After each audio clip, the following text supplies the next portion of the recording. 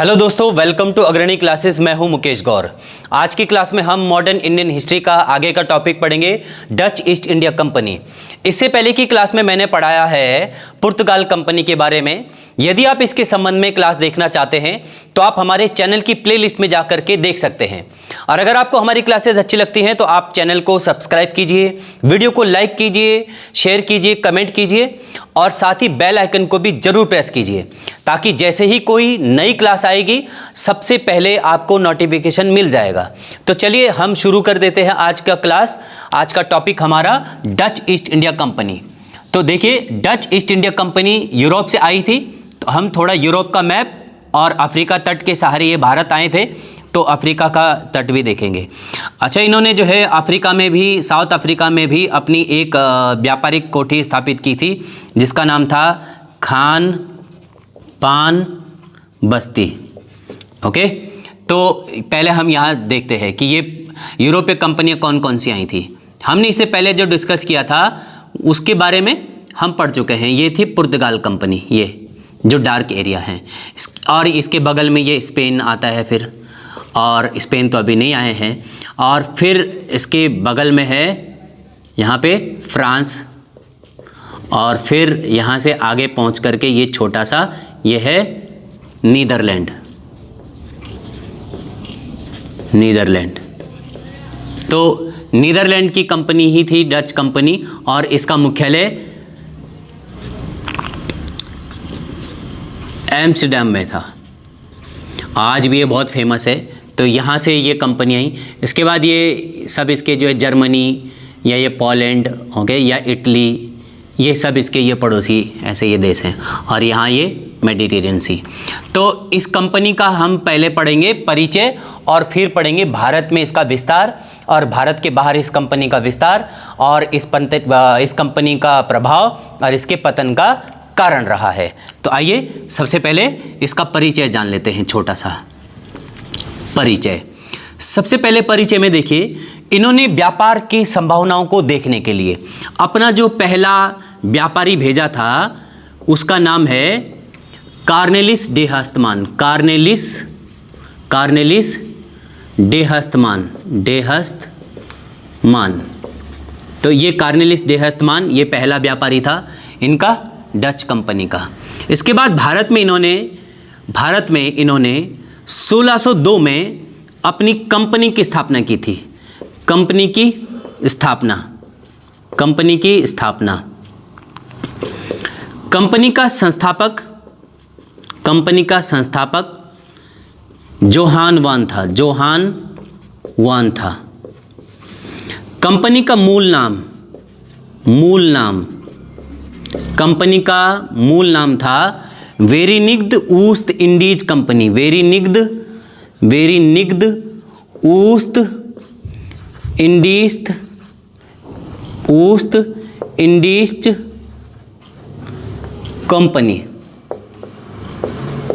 Company, और इसको shortcut में VOC, या फिर इसका एक लोगो भी आता था इनके झंडे में, V और ऐसे O बनता था, ऐसे C बनता था। तो ये रहा इनका जो है एक सामान्य सा परिचय। इसके अलावा देखिए, भारत में इन्होंने किन वस्तुओं का ज़्यादा व्यापार किया था। तो हम क्या पढ़ेंगे, व्यापार की वस्तुएं। जिन वस्तुओं से इन्होंने व्यापार किया, मसाले, मलमल, चाय, कच्चा रेशम, गन्ना, शीशा, जहाज निर्माण, इन पर इन्होंने ज़्यादा अपना उद्योग बढ़ाया था। ओके, तो ये खान पान तो जगह थी, इधर ये मेडागास्कर होगा। आगे फिर इन्होंने जो है देखिए, ये एक परिचय के बाद हम देख लेते हैं कि भारत में इसका विस्तार, और मैप के थ्रू लोकेशन भी दिखाएंगे। ओके, ये अरब प्रायद्वीप और ये फारस की खाड़ी, और यहाँ पे ये अरब में ही मक्का और मदीना है, भारत के पश्चिम की तरफ पड़ता है। इंडिया का मैप हम थोड़ा सा बड़ा बनाएंगे ताकि हमें लोकेशन दिखाने में थोड़ा आसानी पड़ जाए। ओके, तो देखिए, ये गुजरात से आगे पहुँचते हुए ये कोंकण तट, कोरोमंडल तट, मालाबार तट, और ये उत्तरी सरकार से होते हुए, और यहाँ पर ये सीधे हम पढ़ेंगे बंगाल की खाड़ी की तरफ। ओके, तो देखिए भारत में इनकी पहली फैक्ट्री, तो अब ये भारत में आते हैं। ओके, तो भारत में पहली फैक्ट्री 1605 में आंध्र प्रदेश में की थी। ओके, और ये मसूलीपट्टनम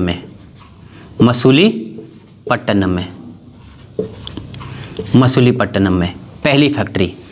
दूसरी फैक्ट्री पुलिकट में 1610 में, यहाँ दिख नहीं रहा होगा, 1610 में दूसरी फैक्ट्री की स्थापना की।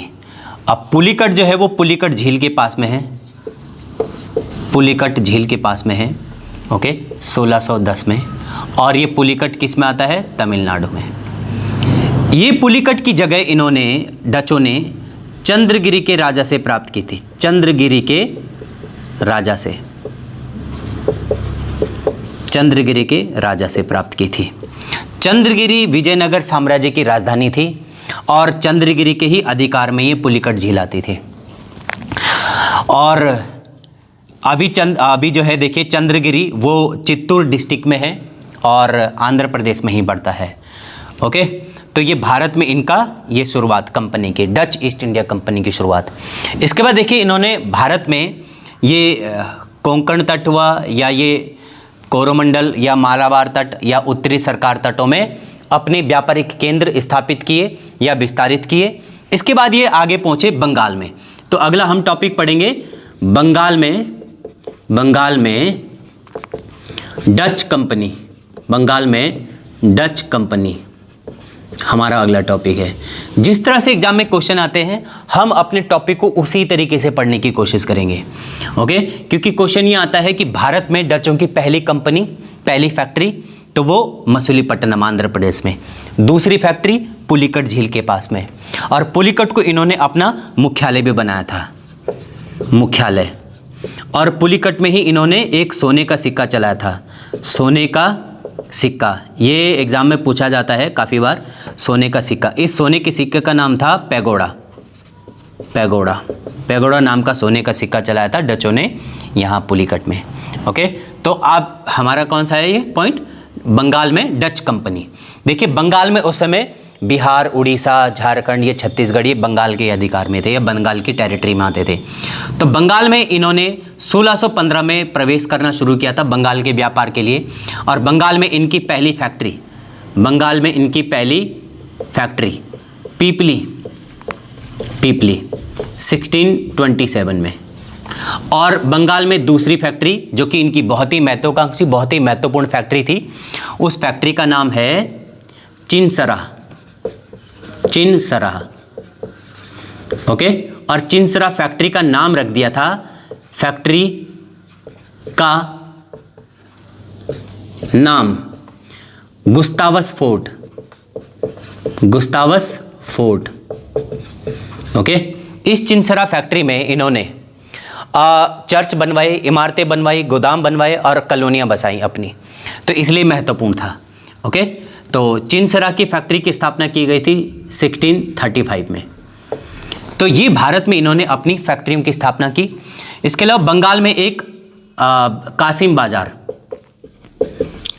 बाजार में रेशम का व्यापार तो करते थे, तो रेशम चक्की की स्थापना की थी। रेशम चक्की, जिससे कि रेशम का धागा बनाया जा सके, रेशम बनाया जा सके, रेशम चक्की की स्थापना की। पटना में भी इन्होंने अपनी फैक्ट्री स्थापित की थी या एक व्यापारिक केंद्र बनाया था। लेकिन देखिए भारत के अलावा ये अन्य और जगहों पर भी इन्होंने अपना व्यापार बढ़ाया था।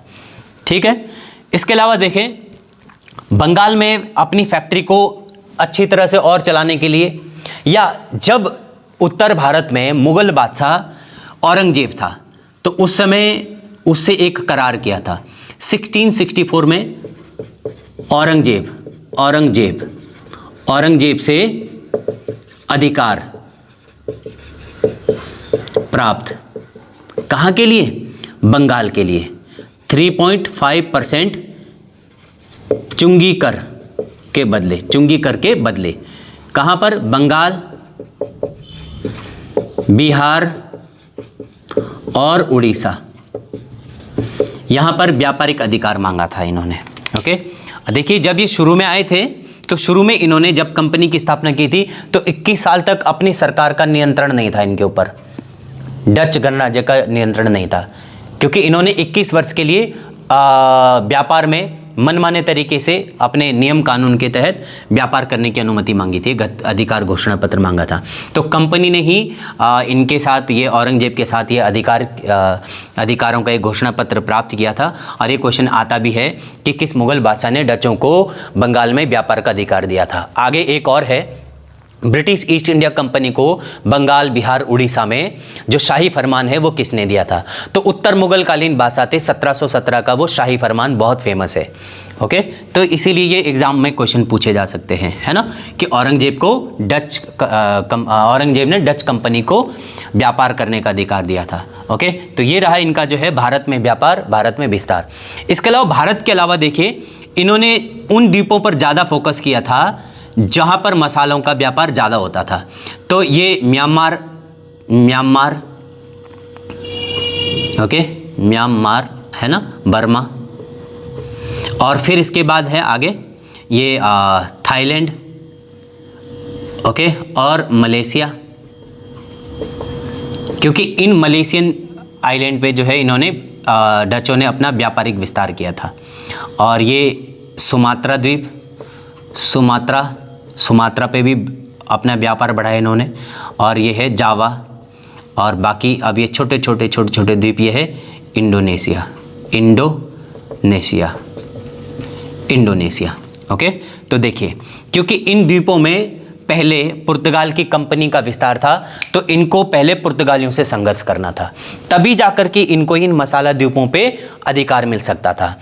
तो हम क्या अगला टॉपिक पढ़ लेते हैं। देखिए पहला हमने टॉपिक पढ़ा इनका परिचय, फिर हमने पढ़ा कि भारत में इनकी फैक्ट्रियों का विस्तार। ओके, फिर हमने ये भी देखा कि औरंगजेब से अधिकार, है ना, और भारत में इन जगहों पे इनका कंपनी का विस्तार। ठीक, अब अगला टॉपिक कौन सा हमारा, कि भारत के बाहर इन मसाला द्वीपों पे या फिर श्रीलंका या अन्य और छोटे छोटे द्वीपों में इनकी कंपनी का विस्तार, और इस कंपनी के विस्तार के लिए इनको दूसरी कंपनी से संघर्ष करना पड़ेगा। तो इन्होंने उस संघर्ष में पुर्तगाल को हराया। तो देखिए पुर्तगाल को हराने में सबसे पहले इन्होंने इंडोनेशिया में पुंज द्वीप पर कब्जा किया। ओके, ये जो पुंज द्वीप है इंडोनेशिया का पुंज द्वीप, यहाँ पर कब्जा किया।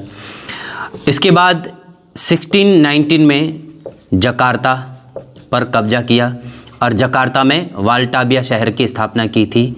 वाल्टाविया शहर स्थापित किया। ओके, ये वाल्टाविया शहर और जो चिंसरा की फैक्ट्री थी ना, इसका सीधा संबंध इन्होंने ये डच गणराज्य से जोड़ दिया था, नीदरलैंड से जोड़ दिया था। तो ये पुर्तगाल से इनका ये आगे का संघर्ष और रहा। 1639 में गोवा पर घेराबंदी की, घेरा डाला।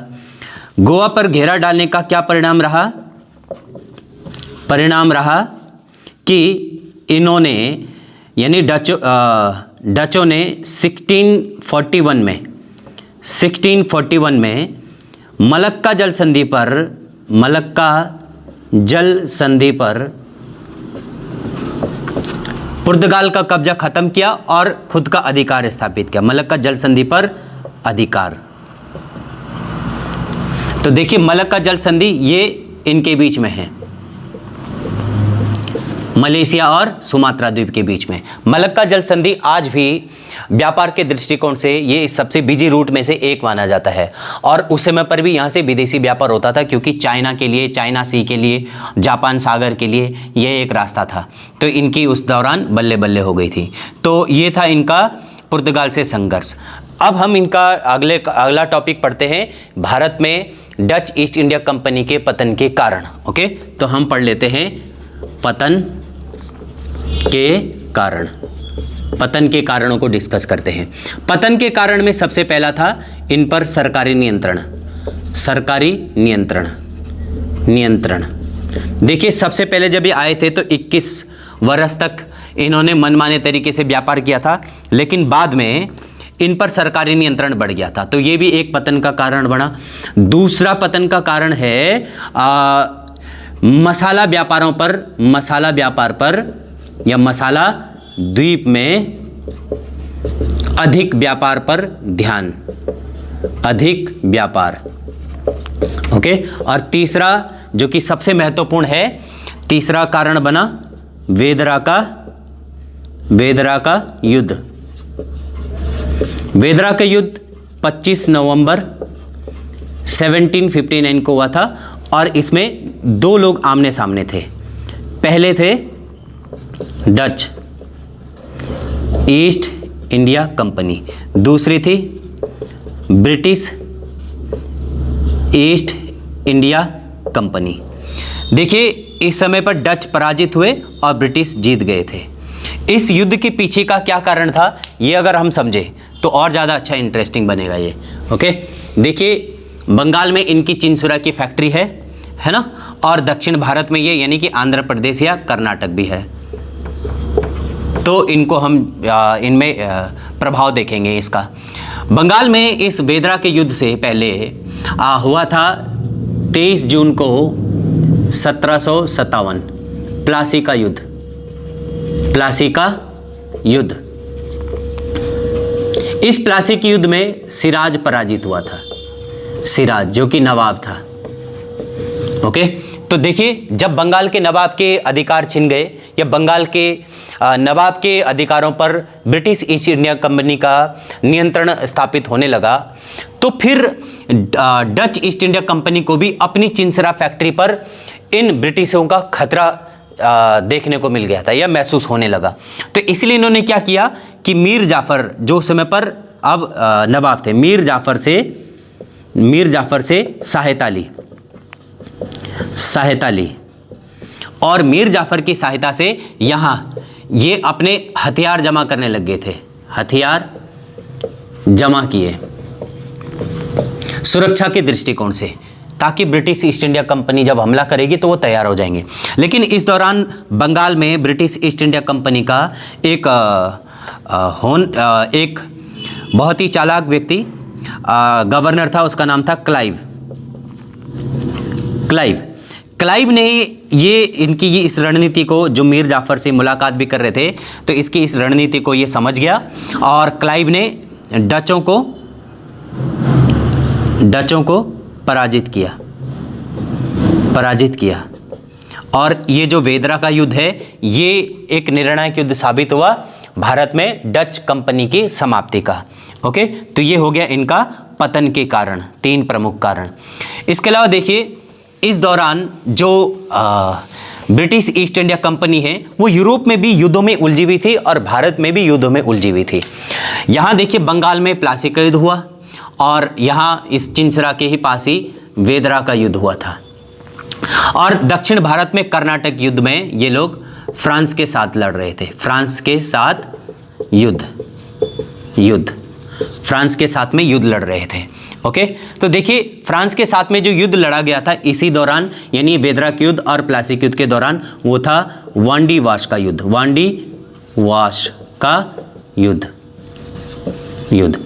1760 में। अब ये वांडी वाश का युद्ध, प्लासी का युद्ध और क्या कहते हैं वेदरा का युद्ध, इस युद्ध में कौन कौन लोग अलग अलग समय पर इन अंग्रेजों से लड़े थे, इसको थोड़ा इंटरेस्टिंग तरीके से भी आप एग्ज़ाम के लिए तैयार कर सकते हैं। तो आप देखिए, ब्रिटिश ईस्ट इंडिया कंपनी जब आई तो भारत में फिर वो क्रिकेट भी शुरू किया था उन्होंने, और क्रिकेट में जो है जो लीग है एक बहुत फेमस है IPL।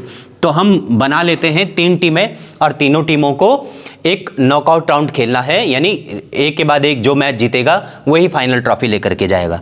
तो एक तरफ हमारी कौन है, ब्रिटिश कंपनी है, ब्रिटिश ईस्ट इंडिया कंपनी की टीम है और बाकी अन्य और टीमों के साथ इनके जो युद्ध होंगे। ओके, और वो एग्जाम के लिए भी देखिए, तो पहला युद्ध या पहला मैच था 23 जून 1757 को, और मैदान था प्लासी का, प्लासी का मैदान। प्लासी के मैदान में इन्होंने, प्लासी के मैदान में इन्होंने देखिए सिराज की टीम को हराया था। सिराज, ये कौन था? नवाब। कहाँ का? बंगाल का।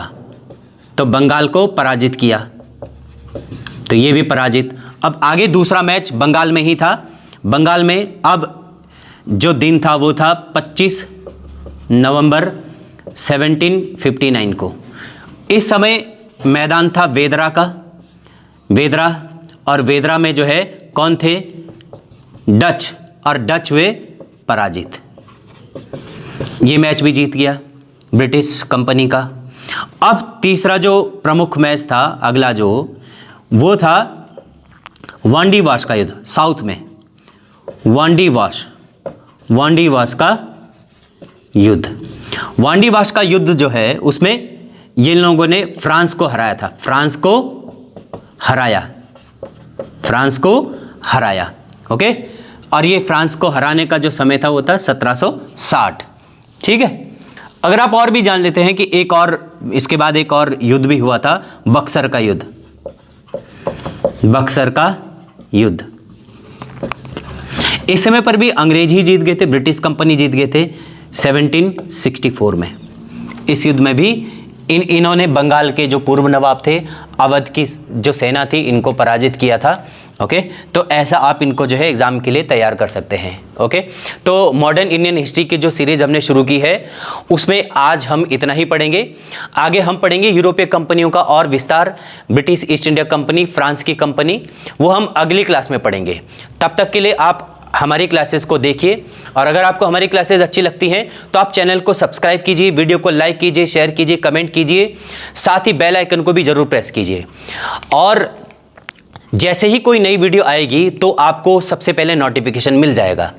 तो मिलते हैं अगली क्लास में, तब तक के लिए stay home, stay safe, thank you.